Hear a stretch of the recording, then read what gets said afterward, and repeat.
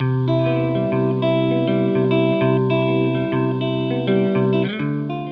to Mom in Mind, where we dive into all aspects of perinatal mental health and wellness related to pregnancy, birth, loss, postpartum, and new parenthood. It's so much more than postpartum depression. We raise the volume on all of these topics in the hopes that someday everyone will have the support and info that they deserve before they need it. Please note this podcast is not a replacement for treatment by a professional or professional training. Welcome to Mom in Mind. I'm your host, Dr. Kat. In this episode, we're going to hear a personal story from Celeste Chapko. She's going to tell us about her experience through severe postpartum anxiety and postpartum depression, which led to a voluntary psych hospitalization. But she's also going to give us a glimpse back into how she got there, specifically what her pregnancy and postpartum experiences were like with her other children, and some signs and symptoms that weren't fully noticed until her third child.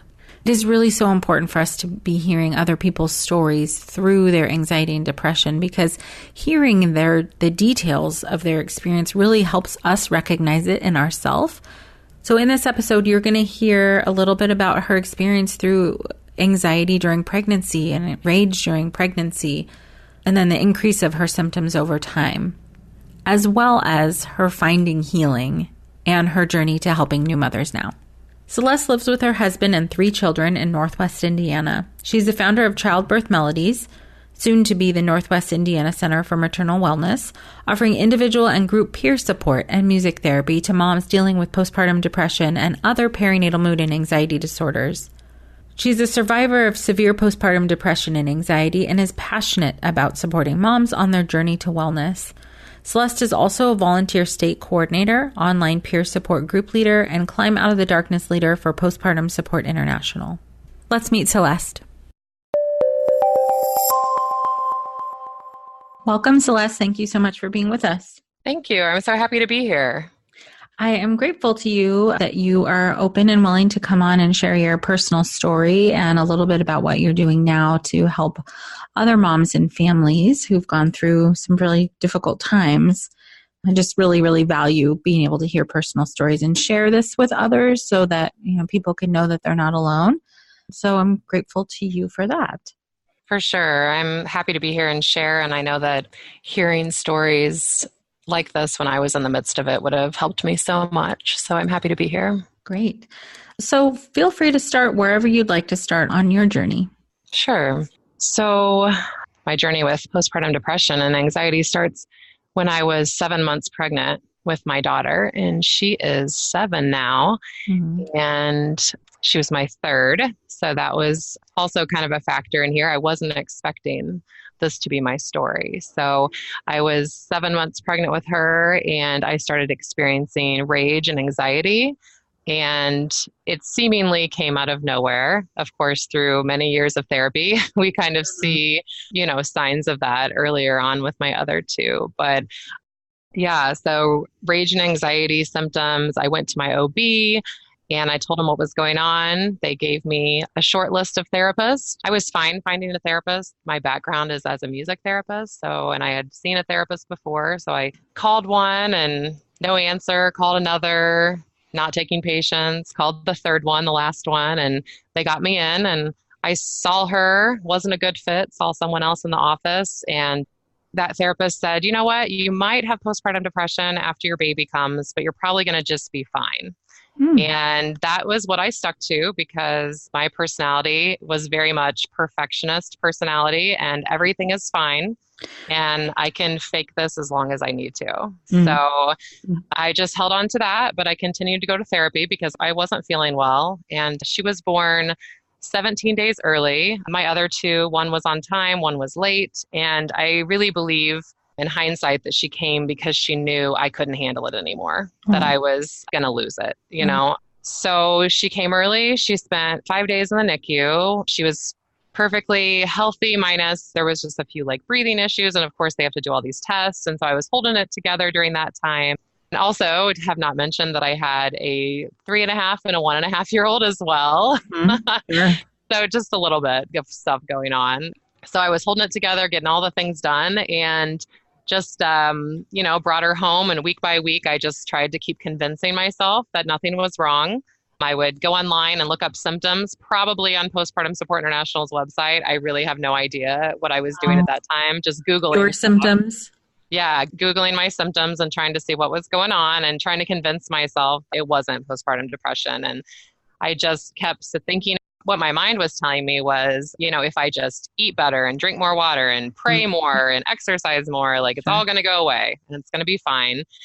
But then when I started having intrusive thoughts, that was, a big red light that this was not okay. And after having a few, probably more than a few, I called my OB office and told them what was going on. And it took a couple nurses, a couple people on the phone to get me somebody who kind of knew what to say to me. And they prescribed Zoloft over the phone, 25 milligrams. And so I started taking that, thinking, not really accepting that I had postpartum depression, even though, I was in therapy and I was on a medication, but I still was just in denial.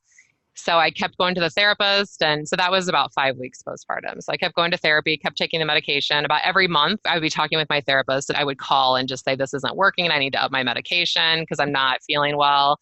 So we would up it, 50 and then 75 and then 100. And no one ever told me to go see a psychiatrist to help me manage my meds better. And I didn't have any peer support at this time. So I was just going to therapy and had that medication. And then during this time, I was having some panic attacks and my anxiety was so intense, it was debilitating. So I was not really functioning that well. I remember just being able to, I knew I had to feed the kids and change their diapers and keep them safe. But beyond that, my husband, he would come home and I would just be rocking my baby in a chair, and the toddlers would be watching a movie or something and I would just be staring out into space, not really able to do much. And there would be times where I would call him in the middle of the afternoon, just crying hysterically and like, you have to come home because I don't know what I'm going to do, I was going to ask if it was in part because of the intrusive thoughts. Yep. So the intrusive thoughts, they continued with the anxiety. And of course, I was not sleeping well, not sleeping well at all.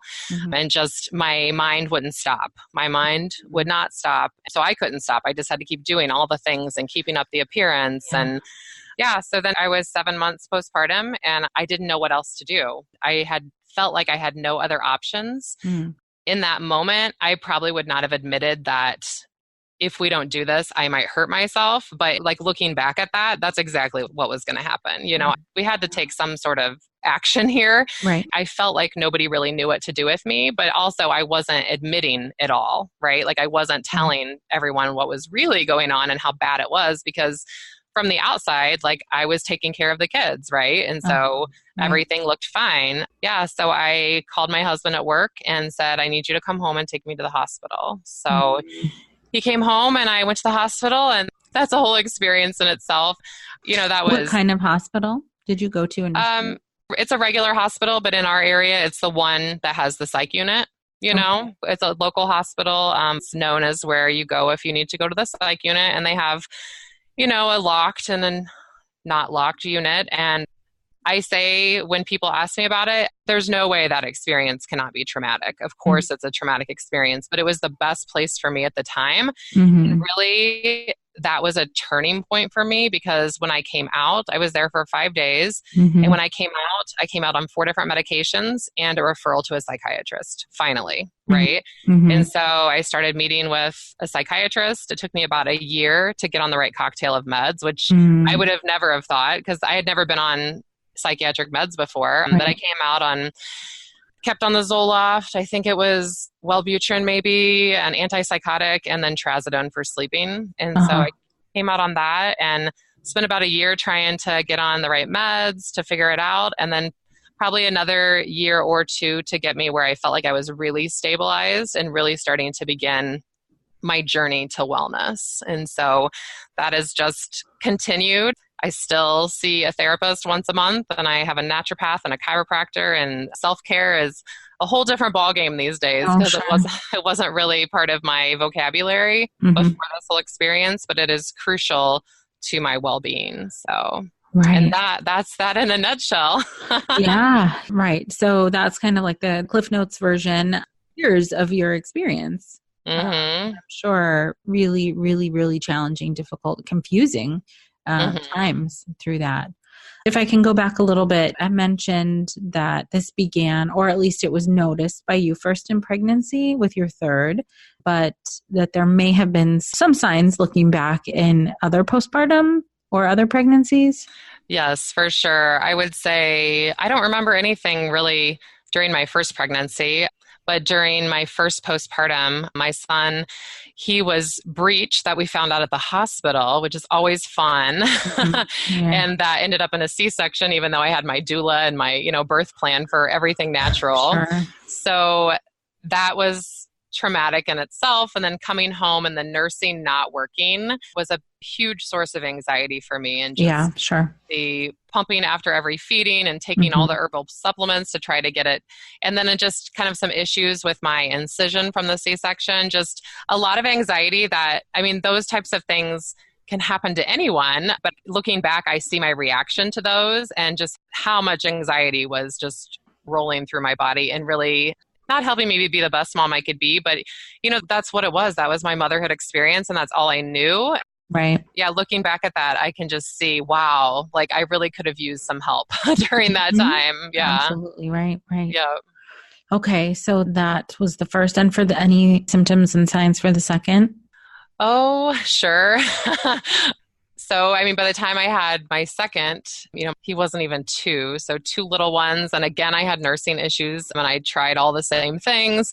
And my second, I was able to do a VBAC with him, but I ended up hemorrhaging. And so that's kind of a whole traumatic, that is traumatic. And then just being weak because of that and having to deal with that and just the anxiety of taking care of 2 kiddos. And so, yes. And then the whole nursing issues, those actually continued with my third. And I didn't really put it all together until later, but I tried to bring this up with different providers and I never really got a straight answer. But I really believe that I was living in fight or flight for so long and my cortisol levels were so high that my body was just like, there's no way I'm producing prolactin for you.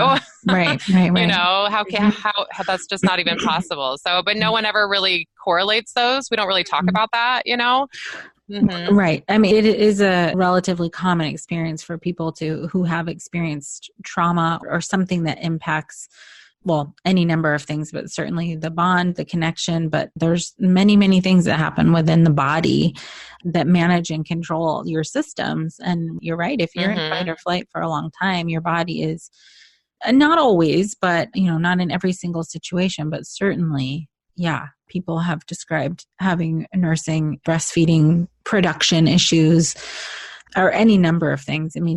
Certainly there's a whole constellation of things that can contribute to that, but absolutely.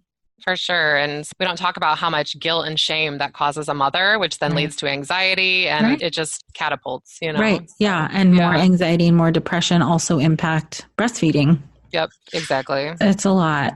So, right, by the time your third came around, your stress load was already very, very high.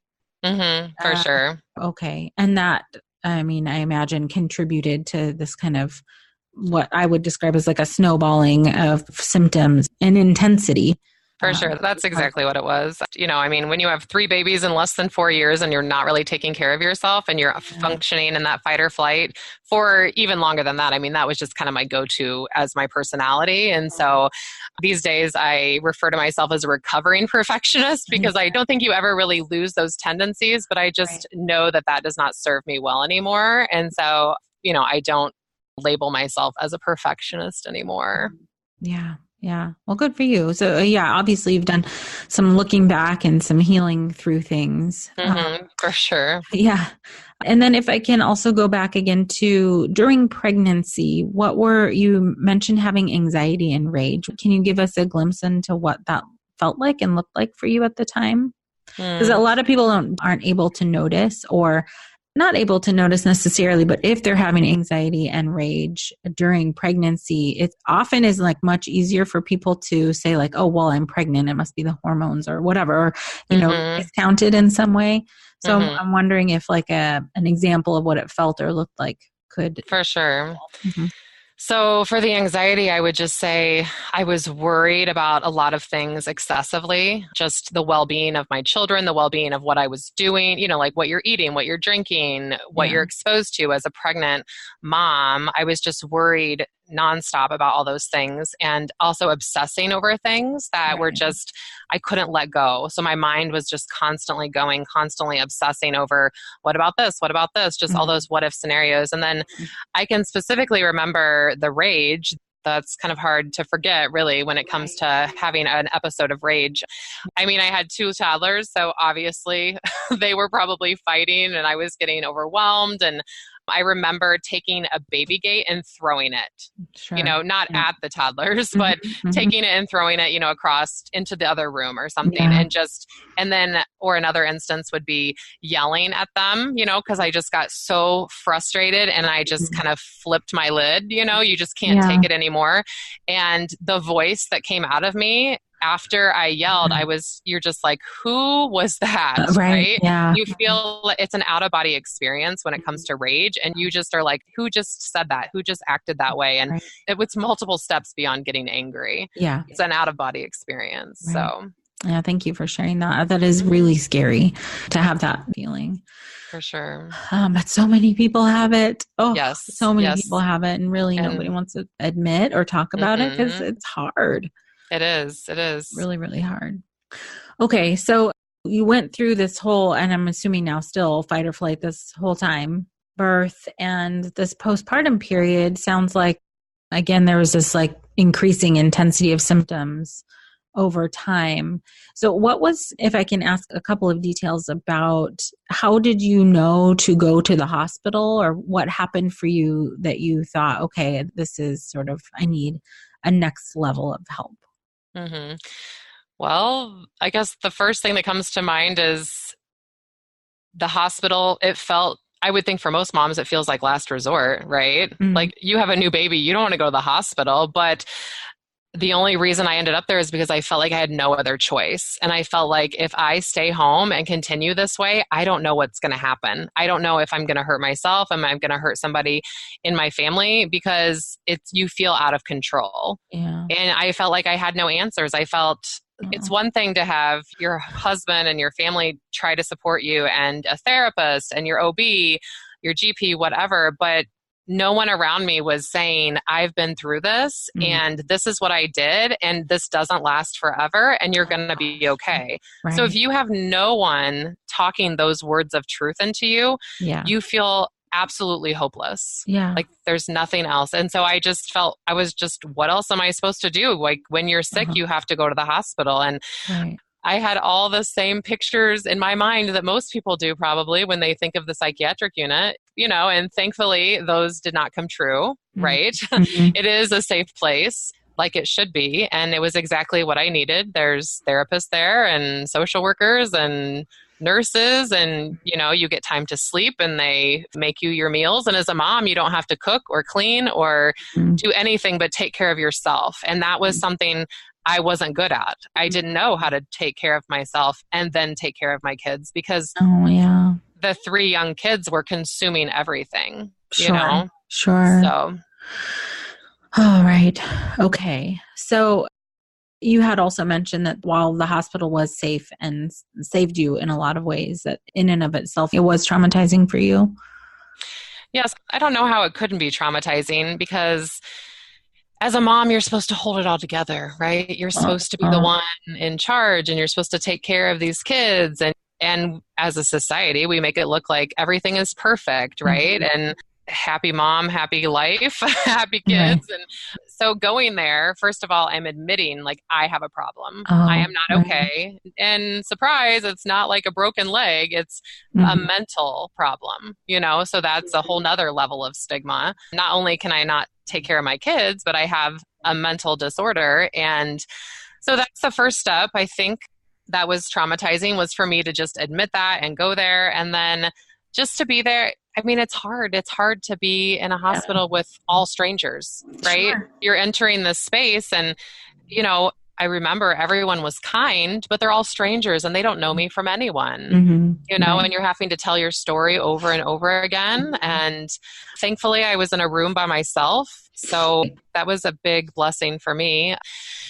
But also something that's hard is that there was no other moms with postpartum depression there.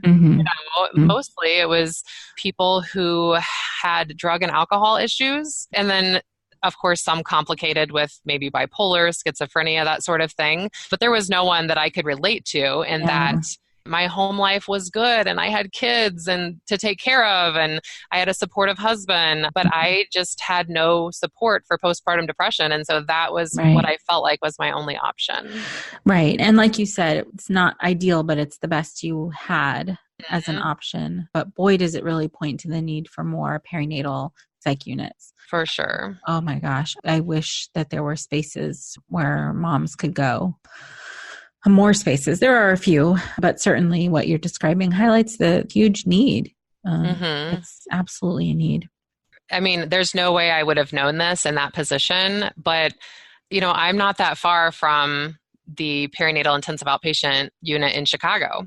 But I had no idea because nobody talks about we're only starting to really talk about postpartum depression and the support services that are out there. And so, I mean, I had no idea that that was even a thing, but I would for sure have rather gone there than just a random psych unit. Right. So that's what I try to do is now in my work, I try to educate people that there are resources out there. Sure. Yeah, absolutely. So I do want to get to what you're doing now to be helping other moms, but can you speak to a little bit about how this whole experience has impacted you? And I mean, we're talking about it. It happened sort of in the past and you're doing other work now. Just let us know what happened for you that got you into what you're doing now. Sure. So needless to say, this whole experience really changed the whole trajectory of my life. Yeah. It changed everything. I see myself, whether people from the outside looking in see me different, I feel 100% different. I feel like a totally different person having come through this experience. And now sitting on the other side of it, 6.5 years later, I'm very thankful for my experience. And that's easier to say every year that passes for sure. And just through all the healing journey that I've been on, I would not be doing the work that I'm doing. I wouldn't be able to live my best life, in the way that I am if I didn't go through this experience. So do you want me to speak to professionally how it's changed or? Yeah, any personally or professionally, Sure. Yeah, however you think it is.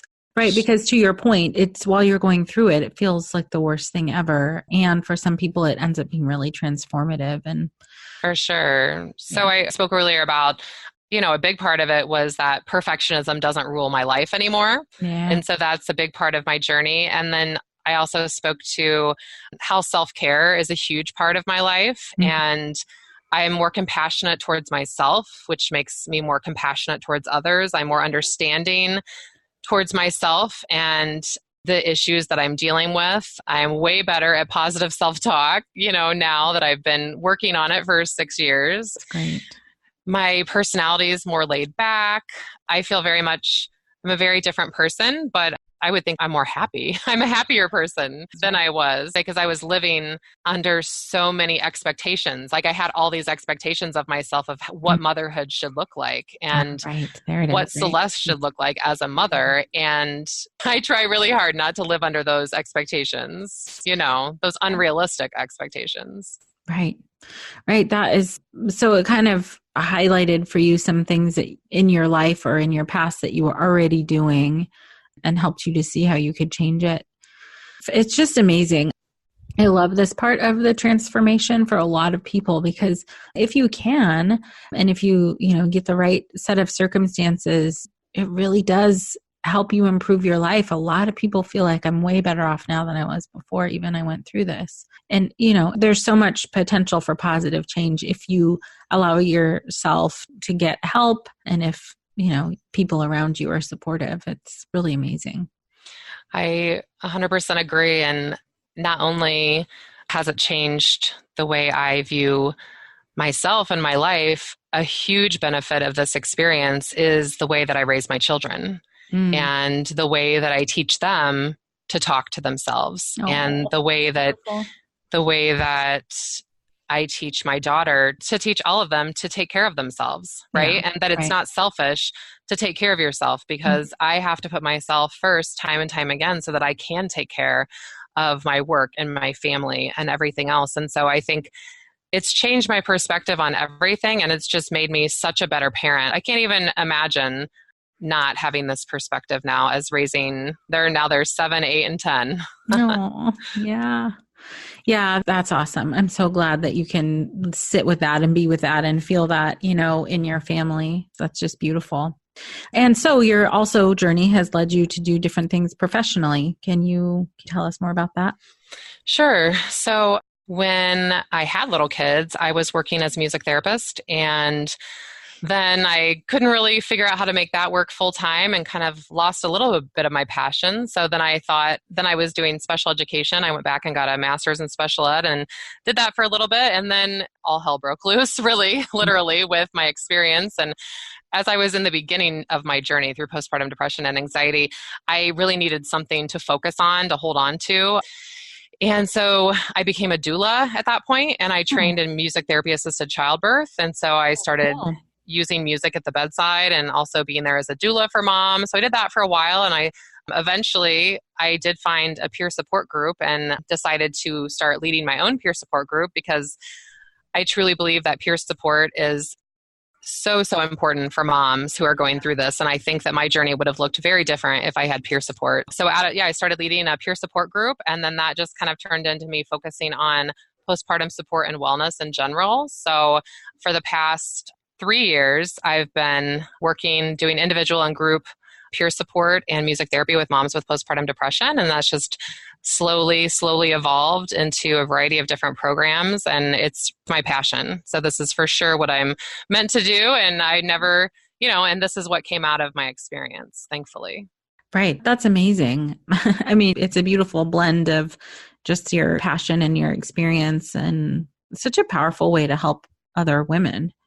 For sure. It's my passion. It's my motivation. It's hard work, of course, being a survivor myself. And that's why I'm still in therapy for many reasons. I love going to therapy, but it's, this journey as a professional in this field has been very healing for me as well, because it's enabled me to confront some of my triggers and just some of different things. Everything doesn't come up in the beginning, right? You don't just heal yourself in 2 years. So it's been really healing for me to go through this experience. Yeah. And just learn and be able to be there for other moms and hopefully give them encouragement and hope and let them know that they're not alone. Fantastic. Can you speak a little bit to what is the shared journey? Sure. So the shared journey came out of my intention to want to help moms with peer support. And I was finding that So I run a warm line through my business, Childbirth Melodies, and I am also one of the coordinators for Postpartum Support International. So I take warm line calls from them. And I was finding that I would talk to these moms and I would give them resources and encourage them to come to our local peer support group. And I would usually never hear from them again. I know that a lot of them were not getting the support they need, and that they just needed someone to come alongside them and help connect them to resources and encourage them to keep making the phone calls and keep moving forward, and just to give them that hope. So a couple years ago, I created this program. The SHARE Journey stands for Support, Hope, Assessment, Referral, and Education. And what happens is usually moms call me or email me, Facebook message me, whatever. And once I find out that they want more than just the group, we schedule a one-on-one meeting and we do a short intake. There's some educational materials that I give them. We talk about self-care. We put together some referrals for them, whether they need therapy, medication management, whatever they're looking for. And then we put together some kind of soft goals. I don't know how else to say it. These are not, I try to, this is not intense at all. This is, I need to find a therapist. I want to start going for a walk once, every other day, things like that. We've come out of this one-on-one meeting and hopefully the mom is feeling much more supported and encouraged and having some sort of hope, can see that light at the end of the tunnel. And then also, the core part of the SHARE Journey is texting the mom Monday, Wednesday, and Friday. Either myself or one of the volunteers that works for our program, we check in with them. We text them to say, hey, how's it going? We're, hopefully follow up on those goals and give them that support that they need so that they know that they're not alone. This program comes out of, I wish I would have had exactly this when I was struggling, right? I wish I would have had somebody that could say, hey, you're going to be okay. These are the things that you need to do. And really, this does not last forever. This is a short season, and this is the different things you need to set up, and you're going to be okay. So that's what's behind the SHARE Journey. Super, super passionate, as you can tell, about peer support. And the program, it was a private pay in the beginning, and I was just finding that was a barrier, of course. it's one thing for moms to come to a free support group or call a warm line, but moms are not going to be the first ones to invest in themselves, right? Especially when it comes to mental health. So we now, for the first month, is free, and it's funded through our annual Climb Out of the Darkness awareness walk that we do.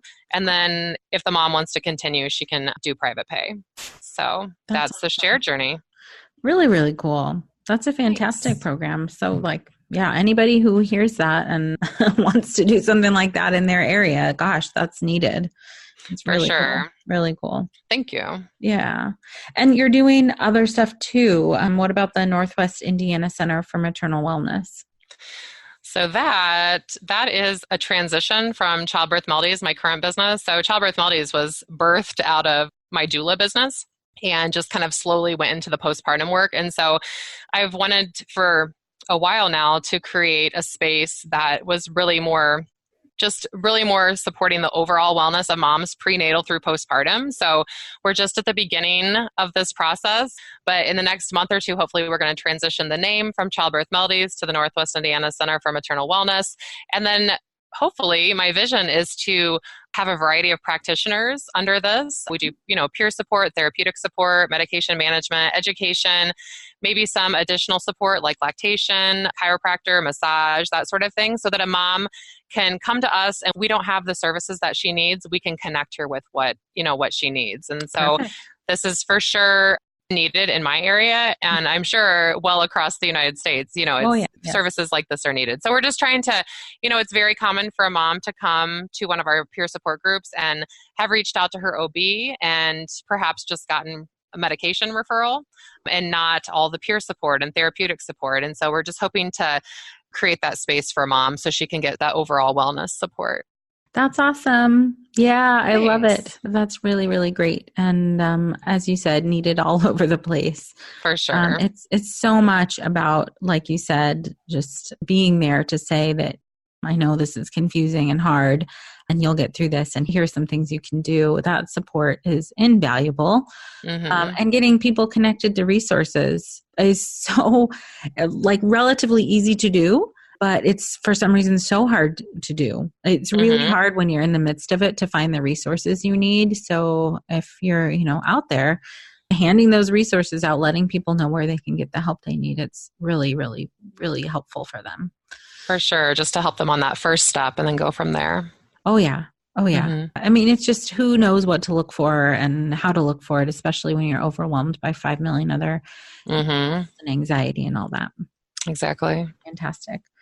Well, thank you so much for taking us through the journey of your story and giving us a glimpse into some of those really, really difficult moments. I'm hopeful that the moms and providers and whoever's listening out there can feel seen and heard through your story, as I know so many people are so often. Thankfully, I get some really cool emails that say how helpful it is to hear these stories. So I know that this works.